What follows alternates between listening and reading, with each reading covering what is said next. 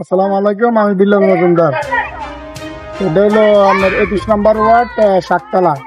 এখানে দেখেন, এই যে বিশ্বকাপ আরম্ভ হয়েছে, পোলাপাইনরা কিন্তু খেলার জন্য পর্যাপ্ত জায়গা পায় না। আমি চাইতেছি যে প্রত্যেক ওয়ার্ডে প্রত্যেক জায়গায় যেন পোলাপাইনরে একটু খেলাধুলার একটু জায়গা করে দেয়। কারণ সংসদও দেখা গেছে মাদক নিয়ে অনেক রকমের কথাবার্তা বলে, কিন্তু আমাদের দেশটা যদি এই যদি বাচ্চারা যদি খেলাধুলার জায়গা করে দেয়, আমি মনে করি যে পোলাপাইন মেধাবী হবে এবং কি দেশ ভালো চলবে। কেননা বাচ্চারা এই আগামী দিনের ভবিষ্যৎ, বাচ্চাদেরকে যদি স্পোর্টসের জায়গা করে দেয়, বিশেষ করে মাদকের সবল থেকে বাচ্চারা বাঁচবে।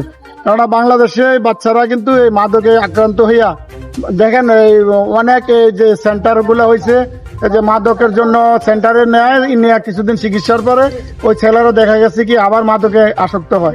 আমি চাই যেন আমাদের আমাদের যে নতুন প্রজন্ম আছে তারা যেন এই মাদক থেকে যেন তারা উদ্ধার পায়।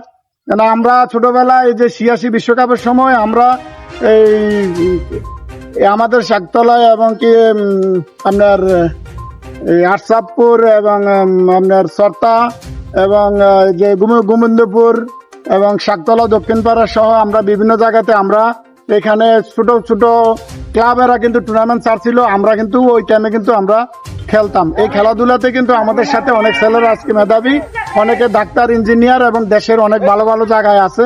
আমি চাই এই যে কোমলমতি ছেলেরা আছে সবাই যেন ভালো ভালো কাজ করে, আর আমরা যেন এই দেশকে আমরা আগিয়ে নিতে পারি। আসসালামু আলাইকুম, আমি বিল্লাল মজুমদার।